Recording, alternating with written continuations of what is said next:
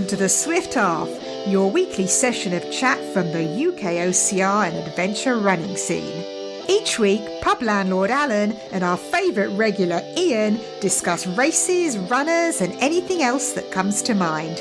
So pull up a pew, pour yourself a drink and join us for the Swift Half. You're listening to the 666th most popular podcast for people who think that metal fatigue is caused by listening to Iron Maiden at too high a volume. Ian, my friend, welcome to the Swift Half again. How are you? I'm good, Alan, and happy UKOCR Awards Eve. Oh, yes, it's tomorrow. I am so excited. You know what I'm more excited about? Well, not more excited, but just as excited, is that I'm running nuclear in the morning. I'm running nuclear in the morning. I am so jealous. Sadly, I can't make it work and get there in time. By the time I get there, it'll be like any other race. Everyone would have finished, gone home, and been in the shower by the time I cross that finish line. So I'm just going to concentrate on getting to the hotel in one piece so I can celebrate with you all. We can celebrate 2023 and then we can put that out of our mind and move on to 2024. Has 2024 started yet? Not in our world. No, and I can't remember what even month we're on, or time is flying. You know what I'm hoping for at nuclear tomorrow? That I get to play on Spring in My Face, or whatever it's going to be called. McTuff, Springy McFay. Oh, that's a good point. Doesn't the competition run out today? Tonight, yeah. So if you listen to that Friday, midnight tonight, I'm hoping Nuclear might even name it at the awards and tell us who's won at the awards. They haven't said they're going to, but that's just me hoping. So has anyone guessed Nuki McNuke? No, Nuki McNuki Face. Yeah, Nuki McNuki Face. I think that could work.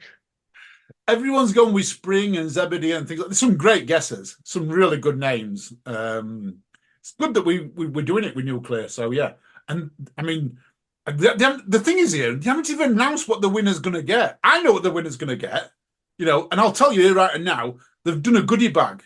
So lots of Nuke merchandise and stuff like that. They've done an amazing goodie bag.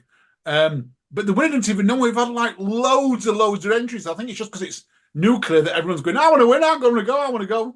And just check, that wasn't embargoed, what we just said. No, it's not embargo, no. That's good. It's too late now if it is. Oh, are we sponsored by tonight, Ian? What are you drinking? Well, tonight, the podcast pub already knows because I put it on earlier in the week. So 5 days ago on the Monday, Tesco's. The Tesco's I go to on a Monday for my Monday shop and my Monday meal deal.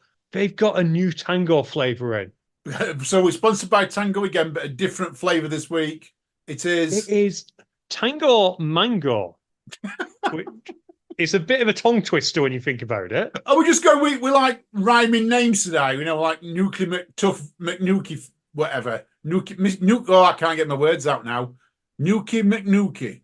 Nuki McNuki Face. Yeah, and now we're going with Tango Mango. Tango Mango.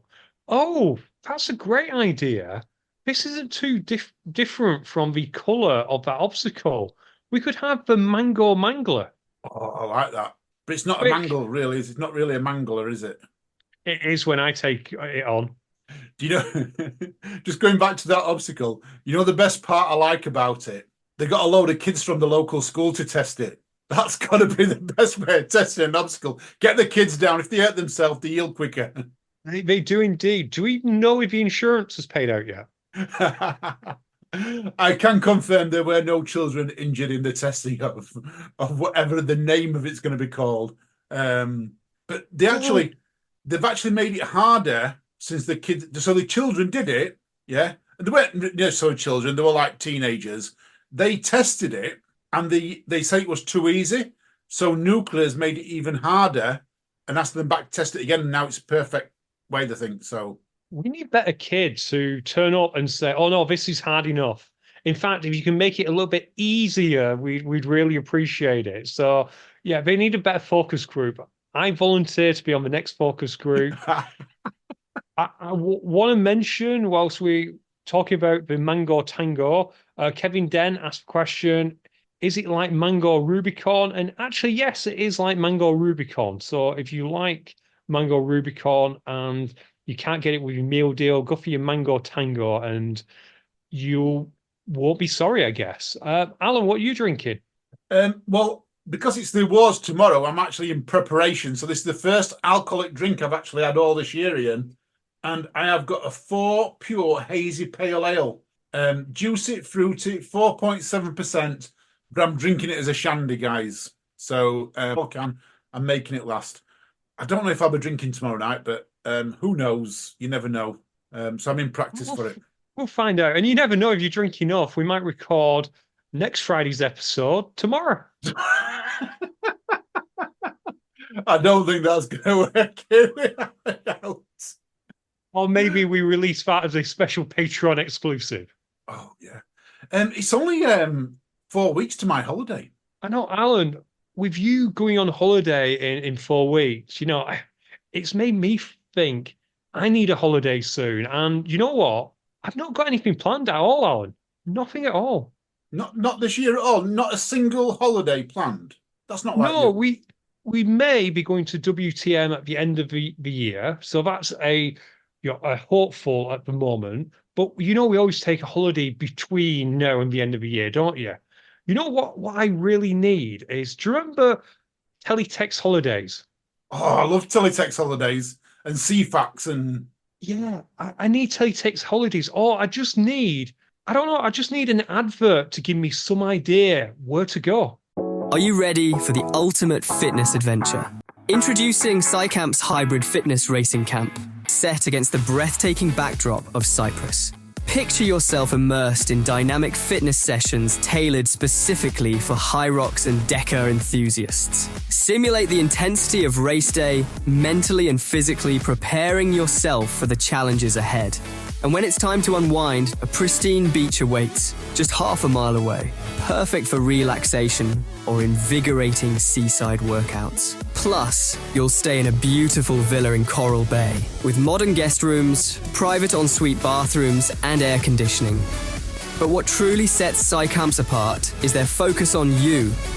With small groups and personalized attention from your coaches and hosts, you'll feel like part of the family from the moment you arrive. So are you ready to sign up for the ultimate fitness retreat? Book now at SciCamps.com. Choose Hybrid Fitness Racing Camp and use code UKHXR50 to get £50 off. Ian, as if by magic you got your wish. I did indeed. That was a bit weird, wasn't it? That was a very strange thing. That was like almost we'd planned it. Everyone knows we don't plan anything on this show. Ever. Except guests. We occasionally plan guests. We occasionally plan guests, and we have got a guest tonight that's going to join us, Ian, from the OCR Junior podcast called Pint Size OCR. Libby Joyce, welcome to the pub. Hello, thank you for having me. Oh, you're all right. You're welcome. You're always welcome in our pub. We're not going to ask you what you're drinking because we know you're on pop, because I'm not serving you no alcohol in my pub, because you're slightly underage at this moment in time. Yes. When will you be 18, Libby? How long to wait till you're 18? Well, I'm 17 this year, so next year. Oh, It's a bit of a scary one. It is, yeah. Oh, wow. What you asked your mum for your 18th? You must have asked your mum, you must be planning your 18th birthday now. Yeah? So what are you asking your mum for your 18th? I think we're going to go Harvey's on a car. Woo! So, You get one half of the car, your mum gets the other. I'm not sure that's going to work. yeah, it'd be a bit. But to be fair, hopefully I'll be tall enough than her so I can actually see over the steering wheel. Oh, ooh. And that's another listener we've lost. Yeah. No. There's a Patreon as well. We've got my lose a Patreon with that here. No, bless her. Edit. Libby, this last weekend, the obstacle gym. I see videos of you at the obstacle gym. What was you doing down there? So we did a little tester for Griff because he's put so much work into it now, actually, that he's added a bit to the little course he's had. and we haven't been up in there a while, and we wanted to go see what he's done to it. But it's gone amazing now. It's got everything you need. It's got some actual like very steep hills in it, so it's going to be good to go up there more often and train. How far away is it from you? It's not, because I know Lutterworth was never that far away from you when it used to be the old obstacle gym when Reaper used to keep it. That wasn't too far from you. How far away is the new No, one? I'd only say about 20 minutes, so it's not like Oh, far at wow. all. Wow. So So you could actually run it there. So you could actually run yeah, it there, train, yeah. and then run home. I think that's more my mom who does that. I'll ride my bike. I have rode my bike up there before. Well, not to the obstacle gym, but around the obstacle gym because my nan and granddad and my nan and pops live really close to there. Right. So me and mum both rode our bikes up there. So it's not like a massive distance, but it'd be a good run. And to be fair, actually, I take that back. We have run up there, not that far up there at all. Wow. So when I do escape from Meriden, I know I come very close to where you live. Do I keep on going then? Will I go past it when I escape from Meriden? Because I'm just thinking, stop off, do a bit of training, keep on running. I've got to think about places now. I'm not too sure. Something I have to check. I'm going to check out on that, Ian. That would be good. Can you imagine that? Doing escape from Meriden, just stopping off at like 4 o'clock in the morning?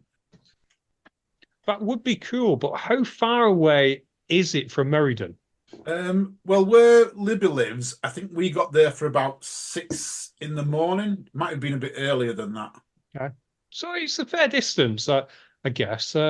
Honestly, Alan, what you need to do is you need to head further north. Yeah, head to McTuff Venue. If you can get to McTuff Venue or Gavin's gym, I think you'd win. Well, I'm setting off in November, so I reckon by the time 1st of December comes, or whenever McTuff is, I might just get there in time. Yeah, that makes sense. Oh gosh, what you like, you? Well, let's before we continue talking about obstacle gym, though, you just mentioned something there, Ian. Did you see this week about Camille Herron?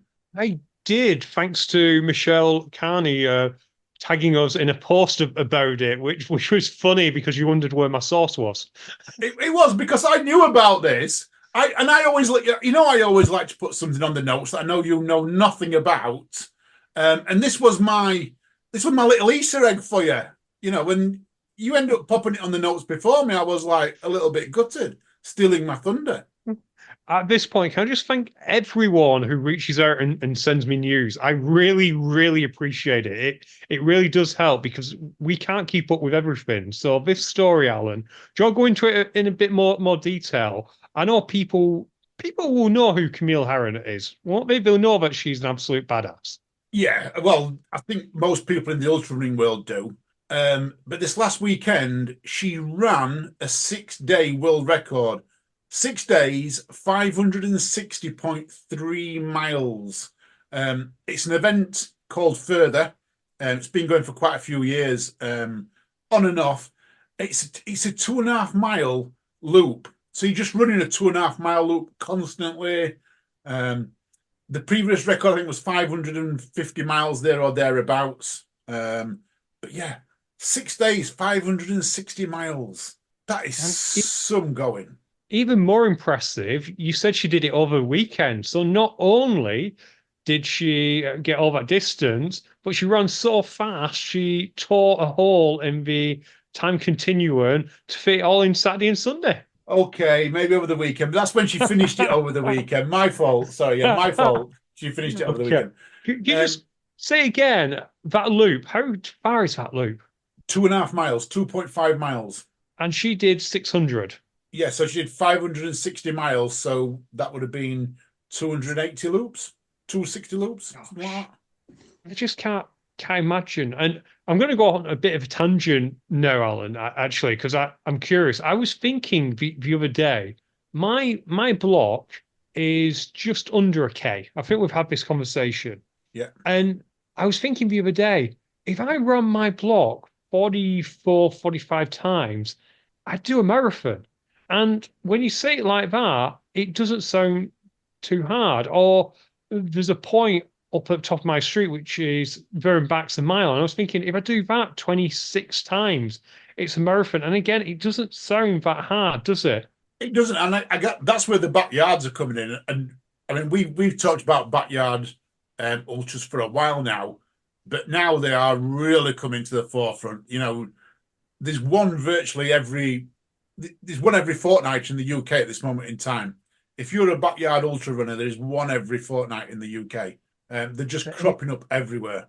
There is, and it's probably a discussion for another day. We need to think about these because the repeatability, because I love what you've done with the farmyard race that shan't be named, Yeah. in that there's a clear stop point. Because my problem with a backyard ultra is you could do it, you could be finished by Sunday and have won, or you could be phoning into work on the Tuesday pretending that you've got a cough.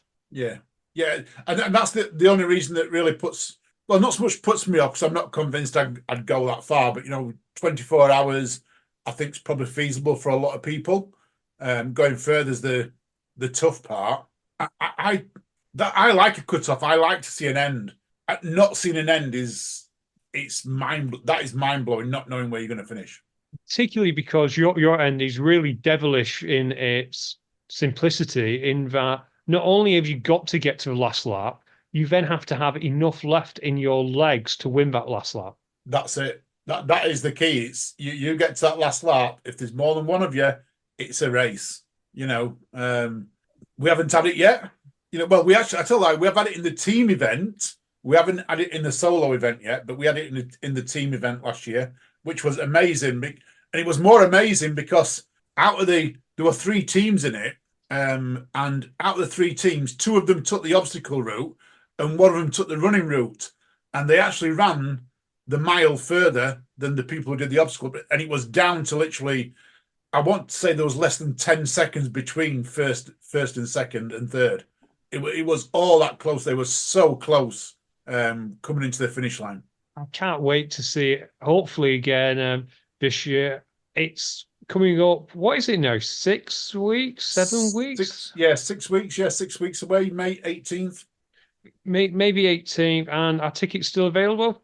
Tickets are still available. Yeah, we've still got some places left. £50, I think they currently are at this moment in time. So tickets are £50. Up to 24 hours. Just how far can you go? You don't get that for that price in many events. So no, you don't. Oh, right. Should we get back to Libby? Sorry about that, Libby. We just went on a tangent. Right.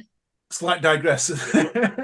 So obstacle gym, the obstacle gym, Libby. I've got an event coming up soon called the Jewel. Yes, they do. Tell me more about it. So it's on the 30th of March, so last weekend of this month. It's a head-to-head race. I think it's about maybe, gotta think of the distance now, because they had this fancy little thing that they were all walking around with. It's just like this little wheelie thing, and they were just measuring the course, and it was quite funny, to be fair. So I'm not too sure of the exact distance, but it's going to be good. How far did it feel to you when you were running it? I don't know. I would say round about. God, this is where I've got to think now, because as when we were adding the obstacles in, it was going. There's a lot of obstacles. I'll say that there is a lot of good obstacles. Griff's now adding in a couple more rigs, so you'll have a high rig and it's a high rig as well. It was quite funny actually, because we were watching them put it up, and the height of it, Griff had to grab like his fully extended ladders to put it up because it's high, and it's going to be a long rig as well. And then you've also got the low rig, which will be good as well. I would say. Isn't it a mile loop it's around a lake, isn't it? So it's about a mile loop in total, I think. So yeah, so it's in the woods. So you've got a bit in the field and a bit in the woods, and I'd say it's about, I'd say round about a mile actually. Yeah. Cool. Did you run it all, or did you just play about on the obstacles? What was you doing? No, we did run it all. Griff's not fully finished it yet, so we didn't get to do the whole course. But the bits that we did, we had fun doing. Me and Jess did. So Cool. Is that Easter weekend, Ian? 30th of March. It is, and is it the Saturday or the Sunday, Livy? Saturday, That's Saturday. Because yeah. there is, unfortunately, I'm already pre-booked. There's a Decker event over down at Warrior Hit in Bedfordshire, but I do wonder if people will be able to double up, because if you're from the north, it's probably the right side that you're coming up to get to the obstacle gym. So definitely have a look at it. And if you've nothing planned for that weekend, sounds a lot of fun. How many are going to be taking part, Louis? Do we know yet? No, I'm not too sure how many at the moment. No. We've got some good marketing though, Ian. Have you been looking at the videos on Instagram? Some really good videos are put out. You're gonna laugh, Alan. I actually haven't really been on Instagram this past week. I know it's kind of unbelievable, but yeah, I've kind of gone on it to share a few stories for UKHXR, put our posts up. But yeah, since Sunday, I've had limited on Instagram. It's not deliberate; it's just the way it is. We've had a busy time at work. It's coming towards the end of tax year, which is always busy. Yeah, I'm glad I don't work where you are. I've come out of finance like that, because you're right. Coming up to the end of this year, it's like you're constantly balancing everything up, aren't you? And making sure the last pennies and that are there and everything. So I do love what I do, and I wouldn't like it any other way, because, as you know, it's peaks and troughs, Alan. Come the summer months, it's a little bit quieter, which means it falls in great for taking a holiday. definitely. If I figure out where to go. If you can figure out where to go, we're not running another advert. I know you're trying to get the adverts in. I told you I've been listening to a new podcast this week called Mr. Ballon. No, you haven't.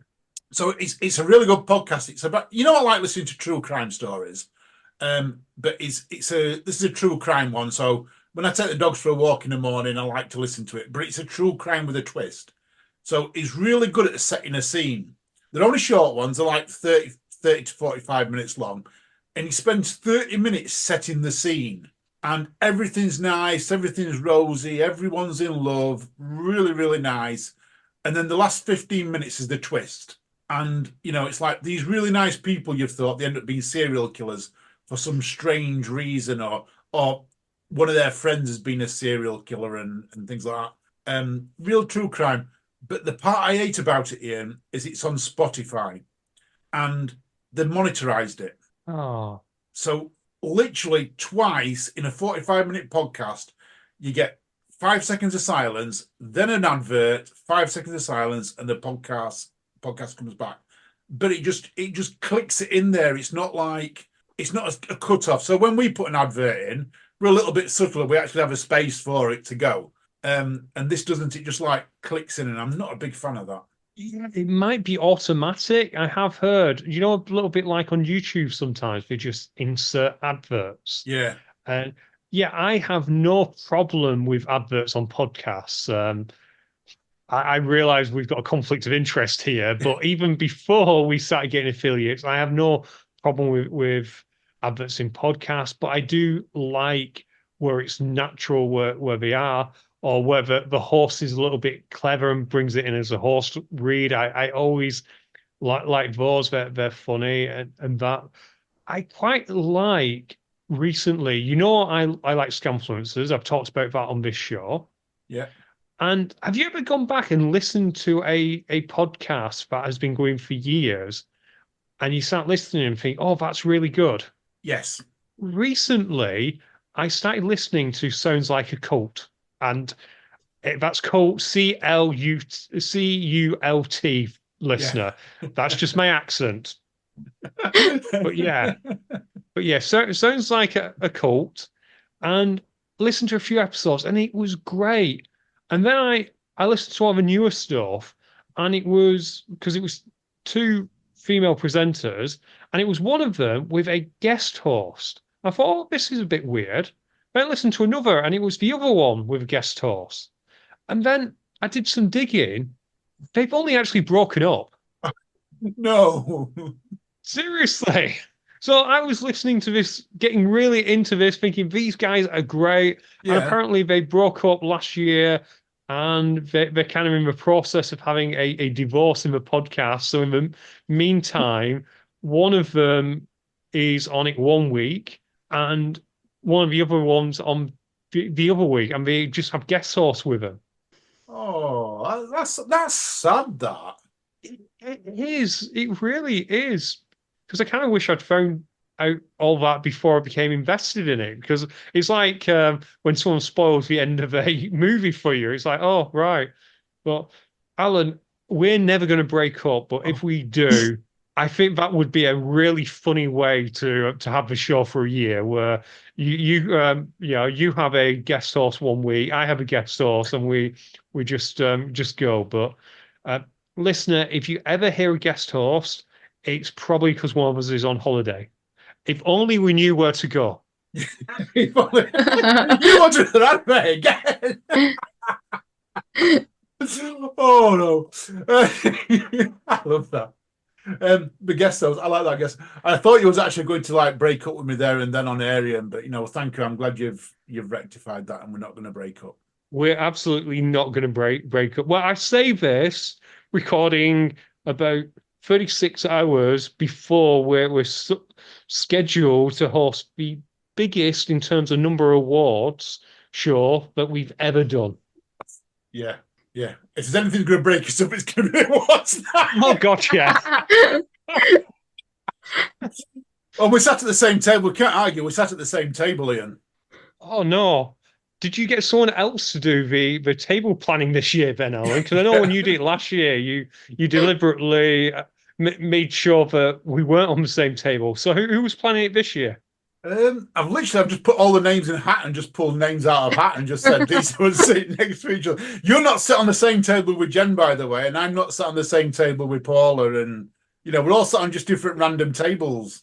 Well, they're going to be absolutely fine with that. To be fair, they'll be more than fine with that. But we probably, before we get a lot of cancellations, say that hasn't happened. You should be sat with your friends, I think. You think? We've got a couple of children going, so I was thinking maybe I sit James Parish just with the children around him. just No, we haven't done any of that. Let's move on a little bit. Nuts happened last week, or the week before, and we wanted to tell the new results last week, but the results vanished. So we didn't give the results last week. We've got Libby on, and I'm going to throw those. Before I go through them, Libby, the results, it doesn't look like many people ran it. And I don't know if this is because it's just giving the top people who qualified and that. But how many was there? There was quite a few, to be fair. There weren't like loads and loads. Like we were missing some of the top ones, but there was quite a few people there, but it was like cold, rainy. It was a hard because all the ditches, the water level was higher than it normally is. So one of the tubes that you go like duck under, like not loads of water, so you can see, then pull yourself up with a rope. That was fully submerged. Wow. So you had to fully go under the water. So what about fun runners? So not the things, because I know nuts and that, usually the 1 and 2 lappers, they get quite a lot of fun runners. What about that? Was there a lot of people just running it for the fun, dressed up and things like that? Or was it was that cold that, no? I didn't actually see the fun runners too much. Yeah. Because when I'd finished, I was helping everyone who was cold and all of that get ready because they weren't getting hypothermia. And then we decided, because then it started raining even more, and we thought, why don't we go? And because it was raining so much more, we were a bit scared of the banks as well. And as we were driving out, we could see the banks of like the fishing ponds were breaking. Yeah. So the car park was coming flooded, and we're like, yeah, I think it might be a good idea to go. So I'm not too sure if I saw I did see some fun runners. There was a couple that were walking around and were in the food and hot drink tent. So I did see a couple. Cool, cool. Do you want to know some results, Ian? Yes, please, before we disappear again. Before they disappear again, we'll give you the qualifier. So I'm not going to give you first, second, and third because Libby did that. And if anyone wants to know, go back to listen to Pint Size OCR a couple of weeks ago. You'll find out who came overall first, second, and third. So I'm going to give you the qualifiers, Ian. So this is for the European Championships. Libby's co-host, Finlay Greenleaf, qualified in the age group of 13 to 17. Callum Shee, 18 to 24, he qualified. In the 25 to 29, we had a couple of qualifiers there. Jake Gilkinson, Konstantin Mozgovy, and George Shacklock. 30 to 34, Kenny Sams, Billy Stubbs. Kenny Sams is a really good runner. In the 35 to 39, Jason Morland, Dave Peters, Zach Harper. 40 to 44, Ramonas Wickes, James Chester, Alex Young. Next one down is 50 to 54, Philip Airy. Then in females, 13 to 17, Libby. Well done, Libby. And then in the 40 to 44 was Louise Ferryman. So we only had, another one, 30 to 34 was Karen Macquarie, sorry. And 40 to 44 was Louise Ferryman. So we only actually had 3 females qualified. That's how brutal it was, Ian. That really does sound like a tough course, like Libby was describing. It really, it's funny because in theory, I know it's called Winter Notes, but in theory, with it being in March, it might have been nicer weather, but it really sounds like they just found the one weekend in March, which is terrible because this past weekend, 6 days ago, Alan, that had been lovely, wouldn't it? It was like a balmy spring day. It would have been glorious. To show how tough it was, I did a little bit of research. You know me, I like to crunch a few numbers sometimes. 10% of men who ran in the elite wave did not finish. Wow. So the elite wave, 10%. You know, in fun running world, you know, you expect a thing, but not in the elite wave. 10% didn't finish. That tells you how tough it was. Such a tough race, but a good race. So if you didn't make it this time, obviously Summer Nuts is also coming up soon, to make sure you pop to Summer Nuts. I'm sure they'll have booked rain for that weekend as well, so enjoy that. And then you got Winter Nuts, and Nuts is definitely one of them races we need to support if we can. It sometimes doesn't get the headlines that Nuclear does, but to me, Alan, I do think they're like neck and neck when it comes to keeping the flame of OCR alive, British OCR alive here. What do you reckon? They're like the some of the original ones, aren't they? You know, I wonder what come first, Nuts or Nuclear. That's a good question, that. I'm sure that someone in our pub would know this. Yeah, or we can just ask someone tomorrow. We'll figure it out. We'll let people know. But yeah, it is good to support these races, and they're not the only races you should be supporting. Not going to go through the list of names that we've gone through recently, but Alan, I think what we should do is go through some list of names of ones which are no longer with us, because we missed some out last week, didn't we? We certainly did, and thanks to Laura Haywood, she brought them up, and I couldn't believe we missed some of these that are no longer here. So I've done nearly all of these. Vision Wild Run. Oh, I remember that one. That was around the racetrack. You set off, you ran around a racetrack before you went into the woods. A lot of the obstacles were made out of tyres. So, as of course, with it being a motorcycle racetrack, they use a lot of the tyres around there. Yeah, my mate Craig won that. It's not as impressive as a Wolf Run victory, but he won it, and it spurred him on to go on. You know, Craig Norman, he used to do quite well. He beat me. I was second, which was quite funny. Which was quite funny because we actually ran together, and we ran with someone else, and I can't think of his name. I've got in my head it might be Keith McAndrew, and we were all in the same wave, and we were all running together. And at the first obstacle, it was a tube, and this is the time when we had big tubes and little tubes. And if you really you knew what to do, you went through the little tubes. And Craig and Keith ran through the big tube while I was crawling through the little tube. Didn't appreciate that, but I caught up with them. And then it was about 3/4 of the way through the race. I can't remember what it were, but Craig put a bit of a spurt on. Oh no, I know it was. We was me and Keith would left Craig a little bit. Craig was a little bit behind us, not far behind us, but a couple of 100 meters. And we came to this aid station, and me and Keith were talking. We weren't like racing. We knew it were going to be a sprint finish, so we decided to have a drink at this aid station. And Craig comes steaming past us, and he was gone. Yeah, because he's fast. I know you used to be fast, but and that was his first ever race. So that victory led to him having quite a successful career. He still comes now like he was at Farmyard last year, wasn't he? He was, yeah. And I've always kept in touch with him, and he is a great runner, great cross-country runner for his club and that. He's up there with them. So big well done to him. Some of the ones, Ian, U Venture, which was originally Iron Run. So I did Iron Run. I don't remember doing U Venture when it changed hands. I don't remember doing U Venture. Mud and Madness. I'd never heard of this one. So I asked Laura where it was, and it was in Upminster. So looked a bit like an army style one. The pictures in that are quite good that she popped up for me. So on that one, Dirty Rotten Scramble in its OCR form. Oh, I missed it when it was an OCR. Yeah. Elements. I can't believe we missed that one. Neither can I. And another one we missed, Dirty Dozen. Oh, God, Doug the Beard's going to have a proper go at you next time he sees you. I know. I can't believe we missed that one. That used to be one of the main ones, didn't it, back in the day? It is. And I do wonder, what's Doug doing nowadays? Do you know? I don't even know. That's a good question. Does he still have a beard? Well, actually, he didn't last time.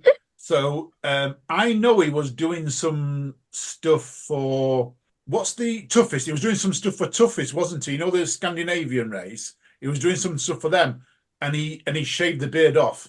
But he used to do backyard videos and things like that, which were absolutely brilliant. His technique, he showed everyone how to get over high walls. The heel hook, that was his technique, and we still use that today. We do, and the bracing leg and that, and it got me so much kudos back in the day. When you're running with people from work and you're going for a laugh, and me just being able to get over walls like a gazelle, it was like, oh my God, because they were all struggling with it. And thanks to Doug, providing I can get to the top of a wall, I can usually get over it. Yeah, amazing! Like that, we've come that far, and that I mean, some people muscle up. I've never been one to muscle up. I just have high walls. I always heel lock. I do tend to pull myself up sometimes and then roll over the top, but I've never been one of these to like muscle up and that. Yeah, the only problem with the heel hook technique is if the top of the wall is a bit rough, you can't half do some damage to your calf. I've done that in the past, where you get an awful scrape down your right calf as you're just trying to get over. And that's why Libby wears calf guards, isn't it, Libby? Yep. When I wear my shorts. Love my long socks. I've never actually bought anything like calf sleeves because I never know what sizing to get. It's not something you could go to a shop and try on. You have to order it online. And if it turns up and it's too small, too big, I'm always too lazy to send stuff back. So I'd end up with a load of stuff that doesn't fit. I have bought more stuff like that, calf guards and that. And the thing what gets me with calf guards is you can buy them to fit to start with, and then they go baggy. And I hate that, especially good ones. You pay £30 for some, and then they go baggy at some point, and it's like, so I've never used them. I know they benefit people. I'm not going to slate anyone who wears them, but for me, they've never benefited me from taking them off. Maybe you should stop skipping leg day. I should start skipping leg day.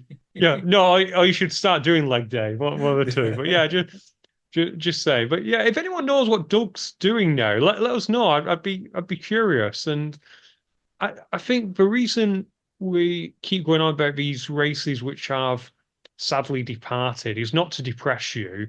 It's just to make it clear how easy it is to lose some fantastic races. So if you can, please, please, please support your local race. Yeah.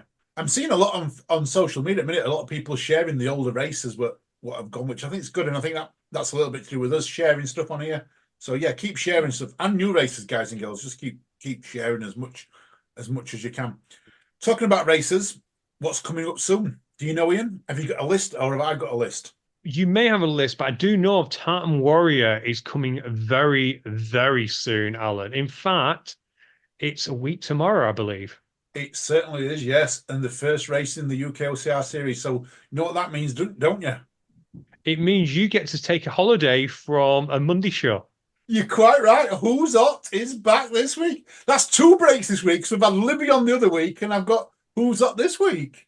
You know, at the end of 2024, I'm going to count up the number of episodes you've actually presented on a Monday. I might need to speak to HR about this because we both do Friday. Yeah. I do Wednesday. I'm fairly convinced you're probably a part-timer now. I could well be a part-timer.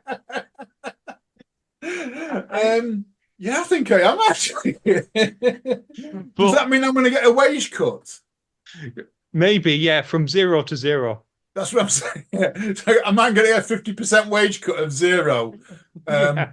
And I'm going to increase Libby's wage cut from 0 by 50% as well. Yeah, absolutely. Libby will double your current £0.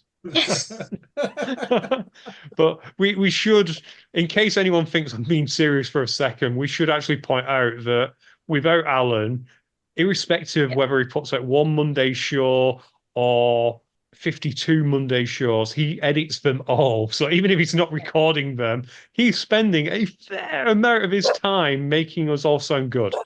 And trust me, if you've listened to some of my raw stuff, I need a lot of editing. So Alan is invaluable. Talking about listening, did you hear my dog barking then to come in? He wants to come in the podcast. Oh, it's been a while since we heard from Wilson. He's usually snoring. I still occasionally hear him snore. Yeah, no, he was outside. He's just had a bath. People. So Tough Mudders come. So events coming up this weekend. I found one on the 23rd of March called the Mosh OCR. It's a new one. The Mosh OCR. Is that like a rocking OCR where you go and listen to Slipknot? Yes, and so I filtered mine by UK, and this has come on. So I thought I've got to find out where that is, and it's in Hazelwood, USA. Ah, okay, that's a bit of a trek. I don't get this with OCR, but at the moment they're advertising races in the USA when I'm looking in England. They need to get this right, Ian. Listen, OCR, buddy. You're letting me down, and it's on every week. So I think they must be doing some type of advertising, but they need to do it by local events, don't they? They do. You know what? I've actually been logged out of OCR Buddy, and I can't for the life of me remember what my email account is on it or my password. So we're going to have to rely on you for a bit, Alan, until I figure out. Because if I remember, was it like a £2 that you paid to get it for life or something like that? That's all at £1.99, Ian. £1.99.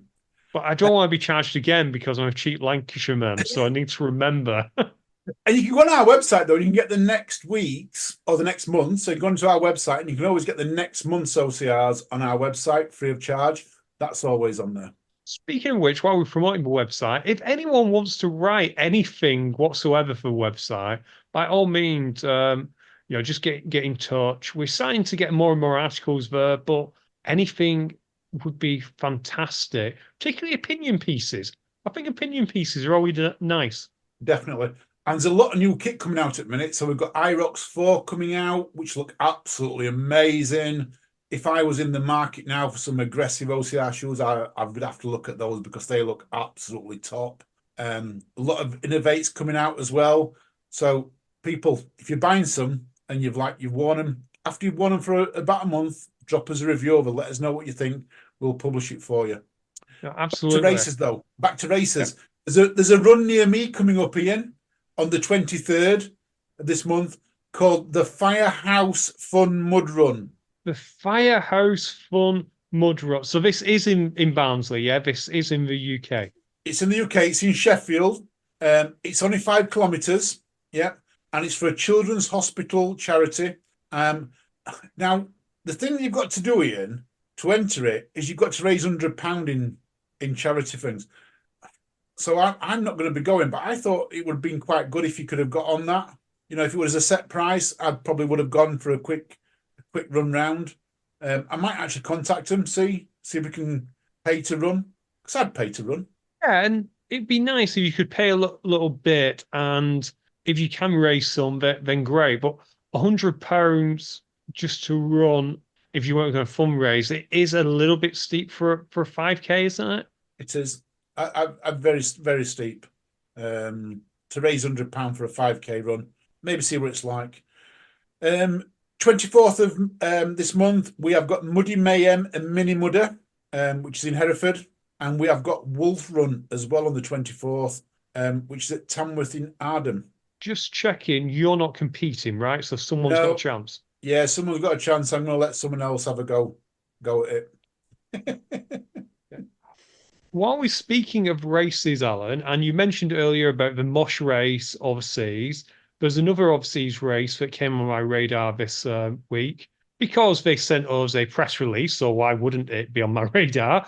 But Tough Mudder Arabia is going to return to United Arab Emirates for their season finale. This is on Saturday, April 20th, so they've just had a Lula. They're going to end their season at the UAE. And this got me thinking, Alan, this is in April. We had a Lula in February.